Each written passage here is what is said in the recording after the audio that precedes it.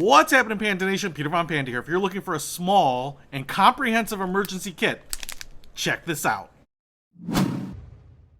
So we live in interesting times, and I think it's always important to be prepared. And that means having a little survival kit on you. You know, I used to make these in little film canisters when we had film back in the day. Now, this one I found online. It comes with everything that you need. It's not, you know, something that's necessarily 100% effective in every situation, but I thought it looked like a pretty good value and came with a lot of stuff. So I'm going to unbox it here, and we're going to take a look at everything that it comes with, because this was actually pretty inexpensive. And right off the bat, it's a little bigger than I expected, because as you might be able to see here, it's about the size of a couple of books. I mean, it's actually fairly large. Now, there are a bunch of these that come in different flavors for sure. So depending on where you live or kind of what emergencies you might encounter, you might want to find one that seems to suit your needs better. First of all, we get 3 separate things right here. I'm going to show you that we do get one of these Mylar blankets. It's an emergency blanket. You can see it's 130 by 210 centimeters. So this is going to be nice for wrapping yourself up, keeping yourself shaded, warmer in the cool evenings, those types of things. So you get that. We also have a rain poncho. Now, it's not super heavy. This one's pretty light, but these are really great for keeping yourself dry. And that's really one of the most important things in an emergency, is just staying dry, because it is so hard to get dry again without a fire, without shelter, those types of things. So here you will have a poncho, and this actually looks like it is the one that's pictured there. It looks like we actually have a button on the front, so this thing is going to be more of a poncho coat than just one of the cheap ones that you throw over. Now, I will show you here, I'm not going to review this poncho in a lot of detail. It does have some of those buttons right here, so it'll clasp. But what you might be able to see here is that the poncho material itself is kind of like a garbage bag. I would call it a traditional, typical garbage bag type material here. So it's not super thick. It's not like one of those ponchos that we got in the Boy Scouts, or you might have in the military, that are kind of that really heavy plastic. Now, on to the piece de resistance. What we get here is this kind of like small, almost pelican-like plastic case. And this thing is pretty nice because I think it'll actually give you a little bit of water resistance. It'll allow you to put this in a pack, maybe take some abuse, those types of things. You can see we have little latches here, 2 on the front. We also have some loops here so you can clip it to your pack or tie it down, you know, in your luggage. And then if we open it up, first of all, you get this. Looks like this will clasp around something like a pole or a bike handle. We get a clasp right there. We get a button clasp and Velcro right there for looping this onto stuff and holding on to things like a canteen. We also get a paracord bracelet, so you get a bunch of black paracord. In my opinion, that this is usually 20 or 30 feet. It depends a little bit. What we have here is you can actually use this as a blade, a little serrated blade, because it is a nice little piece of metal. But down here is a ferro rod. So what you can actually do is you can take this blade and scrape. Looks like we've got a little coating on there, so it's not going to do anything probably right now. But we also have a whistle right there and a compass. So both of those things are going to be really nice. And then if we just clip it together, you can just wear this right on your wrist. They're really easy to take with you, and that little scraper gets embedded in that little groove there, so you don't have to worry about cutting yourself. We also get a larger ferro rod here. So this is a pretty big one, big plastic handle on it. It's corded one paracord. And then we have the scraper right here, as well as a metric ruler. We also have like an opener right there, as well as it should work for opening some small bolts as well. So that's kind of nice. We also get, looks like, an alloy whistle here. But then also, looks like this might be like a little pill case, which you could use for keeping your medications dry. You could also put a little char cloth in there, and then it comes on a key ring. Does it blow and make a sound? Works. It's actually very light too. I don't want to say that's aluminum. I want to say this is some sort of alloy. And then we also have carabiner here. Is this for climbing? No, it is not for climbing. Wah, wah. And the nice thing about this carabiner is it has a locking sleeve on it so that you can roll it all the way up.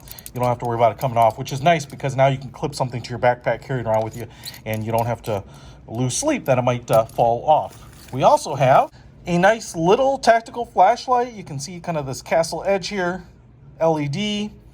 It's all aluminum. It's very light. It has a clip on it too, a button on the back. Now, I will say, just based on the weight here, I don't think... Oh, it's zoomable too. That's cool.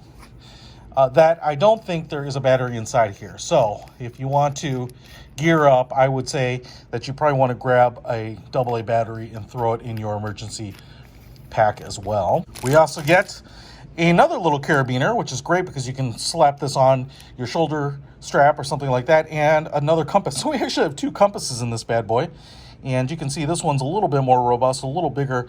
Looks like it might even be floating. Looks like it's just floating on a fulcrum, not dampened with any oil in there, but now you've got that too. We also have a little LED keychain here, and I think if you just press that, it gives you some light, which is really nice because this is a great way to quick light up your map, even light your path, signal to someone. Those are nice. And then in here, we have on a keychain, little pouch. Ooh, it looks like a little bit of a generic Leatherman multi-tool. It's actually pretty nice. It's got nice weight to it. It looks like it's all stainless steel. I won't go through all of these on here, but what we have is like a bottle opener, can opener. Looks like we have a nail file. And then on this side, looks like we have, you know, a small pocket knife and a Phillips head screwdriver and a little saw.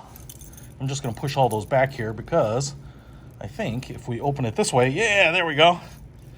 We've got a pair of pliers right there, as well as not just a pair of pliers, but you can see right down here, looks like we have a pair of cutters, so you should be able to cut some wire if you really needed to.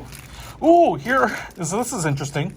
I've had these before. You know, they're good in a pinch. They don't last very long, but they are a 2-ring saw. So what we have here, it's kind of like this, like barbed, sharp wire, and you can use these. You can unroll them and cut some logs. They're really great, especially if you don't have a way to cut a fairly big log. And I would say that the way you want to use these is grab some sticks and put them through the rings. You don't want to put your hand through it. So like with this screwdriver here, you want to pull on them like this, because if you put your fingers in here, dude, your hands will hurt, your fingers will hurt for days after that. So like I said, these things don't last that long, so be judicious about using them. Oh, and then here we have a more serious knife. That's interesting. We've got a skeletonized clip right there. This is all a polymer here on the side. We actually have a locking blade, but that could also work. You can, when you push this in, you can kind of get into this little carabiner there, so you could attach this to your clothing. But I want to show you here, this blade. You know, it's pretty basic. It's like a 2.5-inch blade on there. Seems pretty sharp. But then this is the spline lock as well. You might be able to see it there. So you push this in, and that's how you close it back up. And this plastic or polymer is all skeletonized right there too. All right. And then we have a little vinyl pouch here. What is in here? Oh, it's one of these survival cards. And we get the instruction card here. But this is actually pretty robust. This is a couple millimeters thick. It's pretty heavy.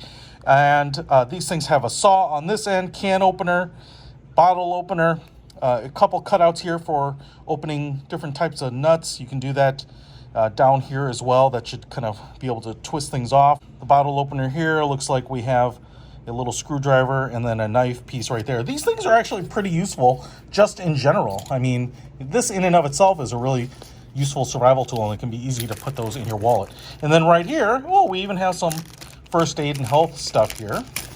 So what we have are some alcohol swabs.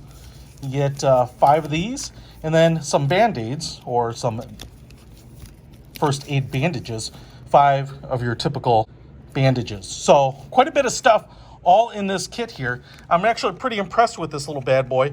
You get a lot of stuff for not a lot of money. So if you want to pick this up, I think it was only like $24 for this whole thing. So if you don't want to piecemeal this out, you want something that you can just put in your go bag, in the trunk of your car, in your glove box, in your day pack, or whatever. I think there's a lot of stuff here that fits in this little tiny plastic box here, and it's a great way to have a decent amount of stuff in a starter kit without having to source it on your own. So I will put a link to this in the description below. Peter Von Panda, out.